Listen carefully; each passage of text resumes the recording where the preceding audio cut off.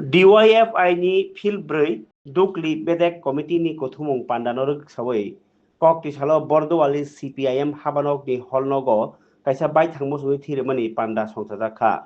Aro Belai Khatumani Bisinti Lukorok Manjagai Bai Thangmosui Thirok Borlaika Pandawa Haste Committee ni Agini Kasku Agini MLA Roton Das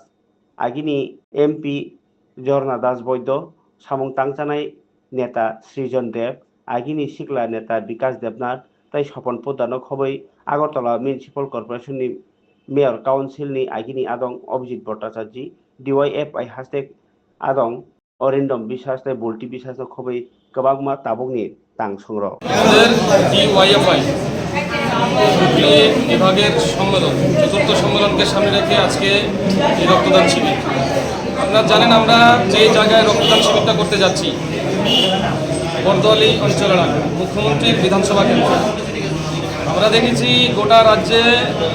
যখন যুবরা আক্রান্ত বিভিন্ন কর্মসূচি করার ক্ষেত্রে আমরা দেখেছি রক্তদান শিবিরগুলি আক্রান্ত আমরা আজকে মুখ্যমন্ত্রী স্বাস্থ্যমন্ত্রীও বটে মুখ্যমন্ত্রীর বিধানসভা কেন্দ্রে এই রক্তদান শিবিরের আয়োজন করেছি আমরা দেখেছি আমাদের রাজ্যের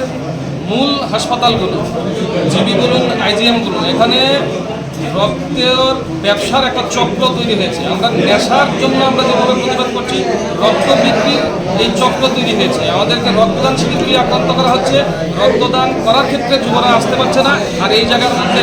রক্ত চোরাই ব্যবসার একটা চক্র হাসপাতালগুলির মধ্যে তৈরি হয়েছে এই জায়গার মধ্যে এই ভাবনা নিয়ে মুখ্যমন্ত্রী স্বাস্থ্যমন্ত্রীর বিধানসভা এলাকার মধ্যে আমাদের আজকের এই রক্তদান শিবিরের আয়োজন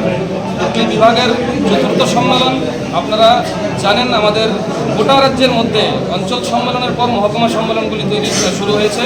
আমাদের বিভাগেরও চতুর্থ সম্মেলন আমরা হুগলি এলাকায় করতে যাচ্ছি আগামী 29শে মার্চ এই সম্মেলনকে সামনে রেখে আমাদের আজকের এই রক্তদান শিবির আমরা এর আগেও রক্তদান শিবির স্বাস্থ্য শিবির করেছি মতিনগর এলাকার মধ্যে আমরা বসিয়ক প্রতিযোগিতা করেছি গতকালকে বাধারঘাট এলাকাতে আমাদের আজকের এই রক্তদান শিবির আমরা বার্তা দিতে চাই আমরা ডিওয়াইএফআই মাঠে ময়দানে নেশার বিরুদ্ধে পাশাপাশি আমাদের এই রক্তদান শিবির আমাদের শরীরের রক্তের শেষ ফোঁটা অবধি আমরা মানুষের জন্য কাজ করবো রক্তদান শিবির করবো আক্রান্ত হচ্ছি আক্রান্ত হব রক্তদান শিবির আক্রান্ত হলে আমরা পাশাপাশি রক্তদান শিবির প্রতিনিয়ত চালিয়ে যাবো এই মোটামুটি আমাদের তরফ থেকে স্বাধীনতা সংগ্রামে গুণগতভাবে শহীদ ভগৎ সিং ব্রিটিশ সাম্রাজ্যবাদের বিরুদ্ধে সমাজতান্ত্রিক চেতনায় উদ্বুদ্ধ হয়ে লড়াই করেছিলেন পূর্ণাঙ্গ স্বাধীনতার জন্য ব্রিটিশ সাম্রাজ্যবাদ তার সঙ্গী রাজগুরু সহ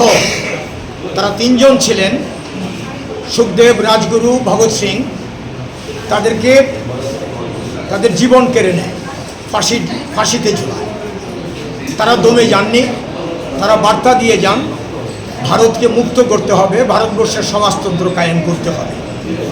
ভগৎ সিংয়ের সেটাই ছিল লক্ষ্য যাই হোক ভারতের গণতান্ত্রিক যুব ফেডারেশন ভগৎ সিং প্রতিষ্ঠিত ভারত নৌজওয়ান সভা এবং হিন্দুস্তান রিপাবলিকান আর্মি এই চারে এই সংগঠন থেকে চেতনা নিয়ে 1980 সাল থেকে ভারতবর্ষে এই যে স্বাধীন ভারতবর্ষ রাজনৈতিকভাবে স্বাধীন অর্থনৈতিক স্বাধীনতা সুদূর পরাহত শোষণহীন সমাজ প্রতিষ্ঠার লক্ষ্যে ডিওয়াইএফআই প্রথম থেকে লড়াই করে চলেছে এই দেশে বেকারদের কর্মসংস্থানের জন্য ক্ষুধা দারিদ্র্যের বিরুদ্ধে এবং নেশা যুবকদেরকে যে বিপথে পরিচালিত করছে শাসক শোষক শ্রেণী তাদের বিরুদ্ধে লড়াই করে চলেছে 1980 সাল থেকে এবং এই লড়াইয়ের মধ্যে তারা যেমন রাজনৈতিক লড়াই অর্থনৈতিক লড়াই তারা করছেন তারা সামাজিক লড়াইও করছেন ডিওয়াইএফআই রক্তদানের ক্ষেত্রে ত্রিপুরাতে সবচাইতে বড় ডোনার এবং এটা ডিওয়াইএফআই মনে করছে যেটা সামাজিক দায়িত্ব এই দায়িত্ব পালনকে তারা তাদের লড়াইয়ের সঙ্গে যুক্ত করে এটাকে করছেন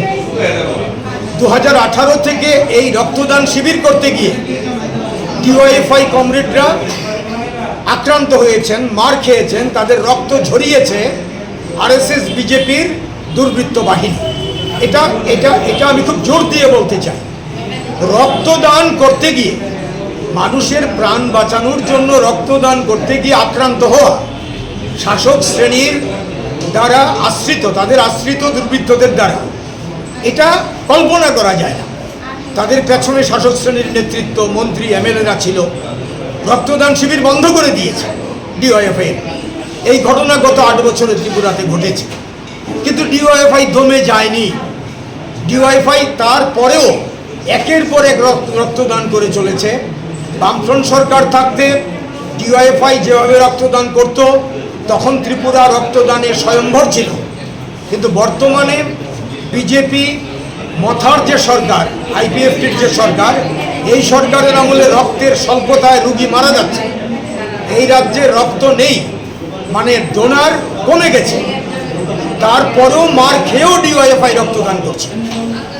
এই জন্য ডিওয়াইএফআইকে আমি অভিনন্দন জানাই। ডিওয়াইএফআইকে দমন করা যাবে না। মানুষের স্বার্থে লড়াইয়ের ময়দানে যেমন ডিওয়াইএফআই এর কমরেডরা শহীদ হন, মার খেয়েও ডিওয়াইএফআই এর কমরেডরা রক্ত দিয়ে যাবেন মানুষকে বাঁচানোর জন্য। এই ধারা অব্যাহত রাখুক ডিওয়াইএফআই। আজকে বর্দোয়ালিতে ডুকলি মহকুমা কমিটি ডিওয়াইএফআই এর রক্তদান শিবিরের আয়োজন করেছে। আমি তাদেরকে উষ্ণ অভিনন্দন জ্ঞাপন করছি এবং আগামী দিনেও তারা আরও বেশি, আরও ব্যাপকভাবে রক্তদান শিবির আয়োজন করে মানুষের পাশে দাঁড়াবেন, এই প্রত্যাশা আমি রাখছি।